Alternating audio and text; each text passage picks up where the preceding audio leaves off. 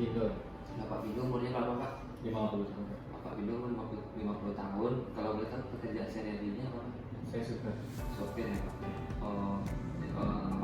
Apakah ada keluhan Bapak sehingga Bapak datang ke sini Pak? Kebetulan saya ada nyeri di bagian dada. Jadi di bagian dada. Kalau boleh tahu nyeri di bagian dada itu di sebelah kanan atau sebelah kiri? Di sebelah kiri. Sebelah kiri ya. Dan nyeri di sebelah kiri. Kalau boleh tahu durasinya Bapak terasa saat nyeri itu? Kira-kira 12 menit. Nyerinya terasa 12 menit ya di sebelah kiri. Kalau boleh tahu, pas waktu Bapak terasa nyeri itu apakah seperti terasa dada itu terhimpit mendalam? Seperti Terhimpit. Jadi kapan timbul nyeri Bapak itu? Atau melakukan aktivitas sebelumnya? Iya, ketika Kalau boleh tahu, coba jelaskan Pak bagaimana? ketika saya angkat ban, tiba-tiba angkat ban, tiba-tiba nyerinya. Pada waktu ketika mengangkat ban dan terasa itu nyeri. Pada saat itu ada nggak Bapak faktor yang mempengaruhi sehingga nyeri Bapak tuh terasa hilang atau reda gitu? Kalau berkurang biasanya ketika istirahat misalnya. Jadi berkurangnya pada saat istirahat. Oh. Kalau boleh tahu Pak, pada saat Bapak nyeri itu apakah ada terasa mual, muntah? Tidak ada. Yang pusing tidak? Kalau boleh tahu sebelumnya Bapak ada nggak riwayat penyakit Bapak itu seperti sebelumnya itu terasa nyeri di dada seperti ini? Tidak ada. Kalau penyakit seperti hipertensi? Ya, Karena hipertensi ya Bapak ini. Boleh tahu Pak, pada saat Bapak mengalami riwayat hipertensi, apakah ada Bapak konsumsi obat? nggak ada. Tidak ada. Tidak ada. Selain itu, riwayat keluarga Bapak ada nggak yang merasakan nyeri juga di sebelah kiri? Ada penyakit yang Bapak itu sekarang? Nggak ada. Pak, kalau boleh tahu Pak, apakah ada konsumsi rokok Pak? Ada. Kira-kira Bapak sudah berapa lama merokok Pak? Sekitar dari 7 tahun yang lalu. 7 tahun yang lalu Pak. Itu dalam sehari itu kira-kira berapa habis Pak? Sebungkus per rata? Per hari biasanya 2 bungkus. 2 bungkus Pak. Iya. Jadi untuk supaya untuk menegakkan diagnosa pastinya, saya akan melakukan pemeriksaan fisik Pak. Sebelum melakukan pemeriksaan fisik, saya akan cuci tangan terlebih dahulu. Mohon izin Pak untuk apakah Bapak bersedia?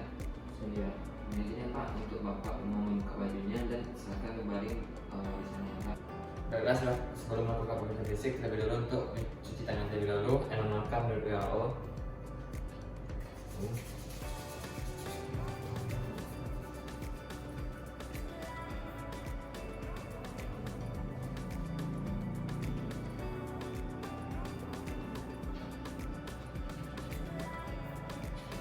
Baiklah, saya akan melakukan pemeriksaan fisik.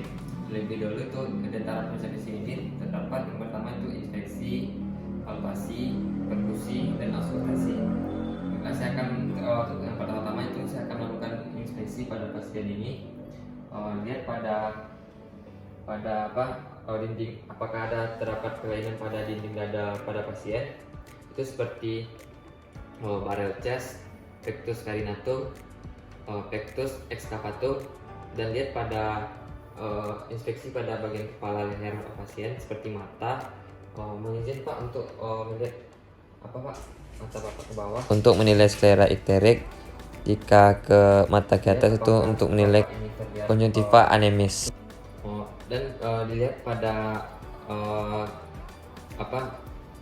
keadaan lidah Bapak. Mohon izin Pak untuk menjelaskan lidahnya Pak. Dan pada pasien ini tidak terdapat sianetik di area sentral yang perifernya, dan tidak. Yang selanjutnya itu pada daerah tangan Bapak. Itu yang pertama, apakah ada terdapat kelabing pinjar pada pasien? Tidak terdapat. Dan setelah itu, apakah terdapat ada pendarahan subngual? Yang tidak ada. Ini ya Pak. Dan setelah itu ukur pemeriksaan nadi pada nadi radialis. Itu ukur pada nadi radialis.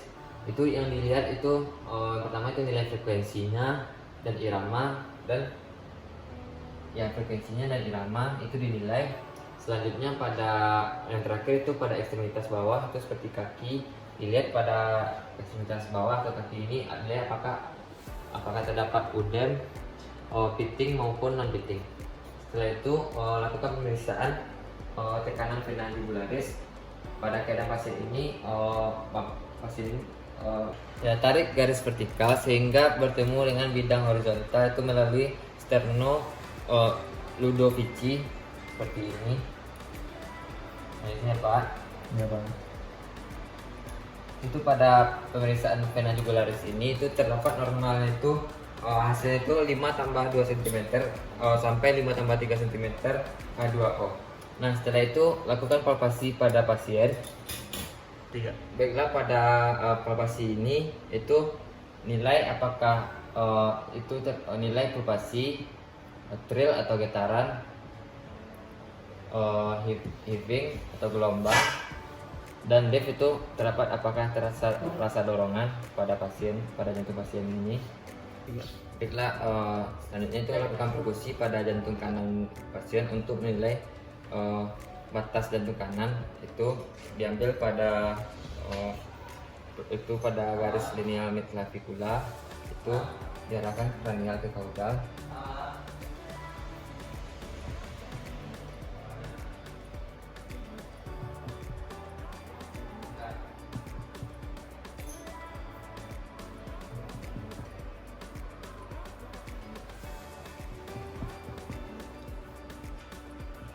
Itu pada RIC 6 ke 6 itu ditarik ke atas dua jari, terus diukur jari ke arah kranial, terus lakukan perkusi ke arah medial sehingga dapatkan sonor keredup.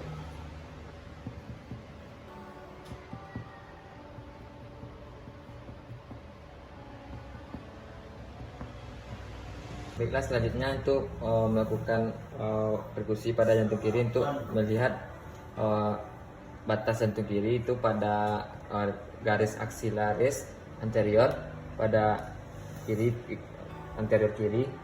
Nah, ini ya Pak. Itu perkusi dari titik teratas ke kranial ke arah kaudal dan dari kranial ke kaudal sampai didapatkan batas sonor.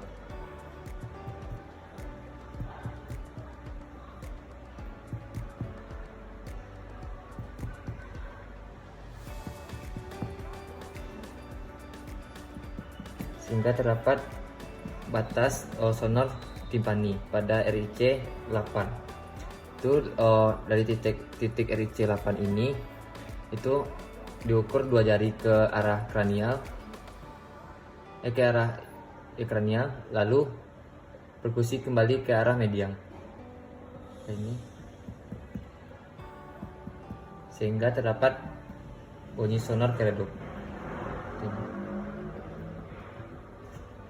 Selanjutnya untuk melihat batas atas pada jantung dan selanjutnya pada pinggang jantung atau disebut dengan kontrol jantung.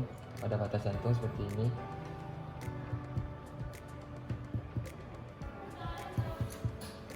Pada kontrol jantung ini dilakukan perkusi dari lateral ke medial sampai terdengar bunyi sonor keredup. Dilakukan dari sela-sela tulang iga sehingga didapatkan perubahan suara dari sonor keredup.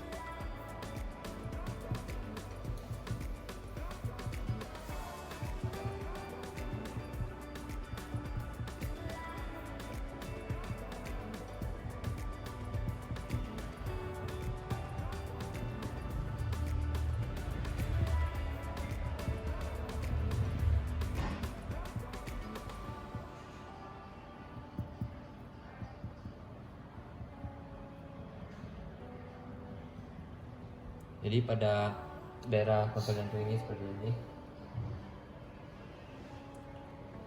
Itu sehingga itu lakukan dari kaudal ke batas jantung kiri. Pada pemeriksaan akustasi ini itu untuk mendengar bunyi jantung 1 dan 2 atau S1 dan S2 serta bunyi tambahan dan bunyi katup aorta, katup pulmonal, katup tricuspid, dan katup mitral. Pertama itu pada katup aorta itu pada kanan garis sternalis kanan itu pada daerah RIC2, ini pada katup aorta. Setelah itu pada katup pulmonal itu di RIC kanan garis sternalis kanan garis sternalis kiri, dan pada katup tricuspid pada RIC5 kiri garis paris sternalis kiri, dan pada katup mitral di RIC5 pada garis clavicularis kiri.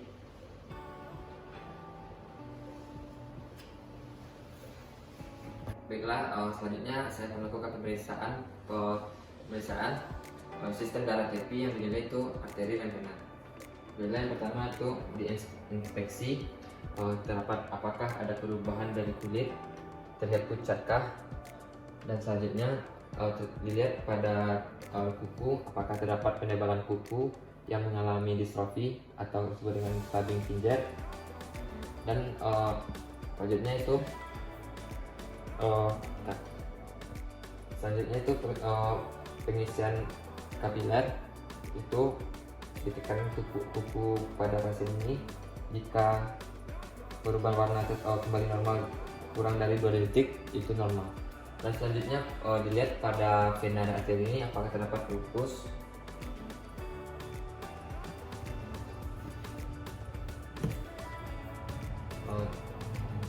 dan apakah terdapat tendogangren. Itu biasanya itu pada orang penyakit diabetes. Dan selanjutnya apakah terdapat edema di seluruh tubuh, tidak. Apakah terdapat vena varikosa atau disebut dengan varises.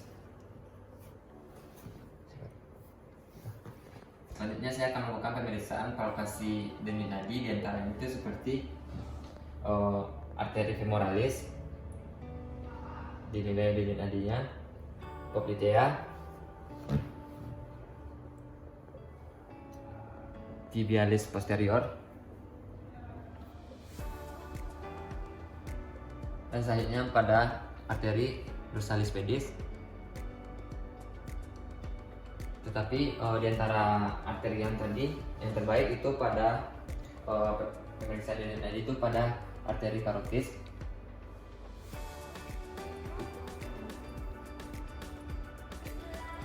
Yang pentingnya itu jangan sampai palpasi ini secara kebersamaan pada arteri karotis ini.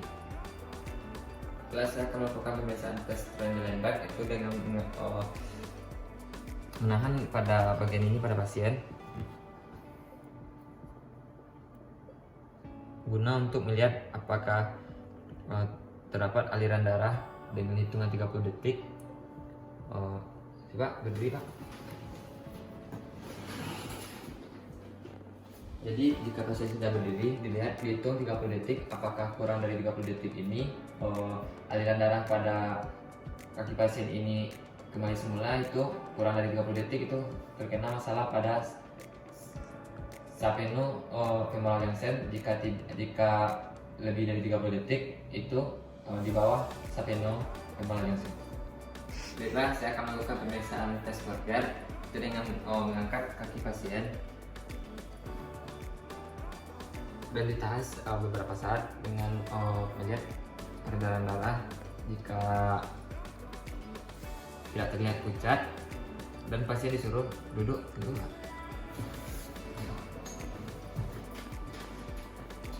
Jadi itu dilihat perubahan warna pada aliran darah pada pasien ini. Jika tidak terdapat perubahan atau pucat, berarti itu normal. Mohon maaf sebelumnya karena keterbatasan alat. Jadi saya sedikit untuk mencoba untuk menjelaskan pada pemeriksaan EKG pada jantung pada pasien ini. Jadi jadi kegunaan untuk pemeriksaan EKG ini untuk menilai adanya aktivitas jantung. Itu diantaranya itu terdapat sadapan perikordia dan sadapan ekstremitas. Jadi yang pertama itu pada sadapan pertama di RIC keempat itu pada linea parasternalis kanan ya, pada bagian sini. Itu yang kedua pada sadapan kedua itu pada RIC keempat itu pada linea parasternalis kiri itu sejajar. Jadi pada yang ketiga itu pada sadapan ketiga itu jadi sebelum memasang pada sadapan ketiga terlebih dahulu untuk memasang sadapan keempat. Jadi yang ketiga itu diantara sadapan 2 dan 4. Jadi pada sadapan keempat itu sebelum pasang sadapan 3 itu terletak pada RIC 5 linea mid clavicularis kiri pada bagian sini, dan sadapan kelima itu terdapat pada linea axillaris anterior, dan sadapan keenam itu linea terdapat pada linea mid axilla. Mungkin itu saja dari pemeriksaan kardiovaskular. Mohon maaf atas kekurangan alat dan tempat apabila tidak bagus. Mohon maaf Bu. Terima kasih. Assalamualaikum warahmatullahi wabarakatuh.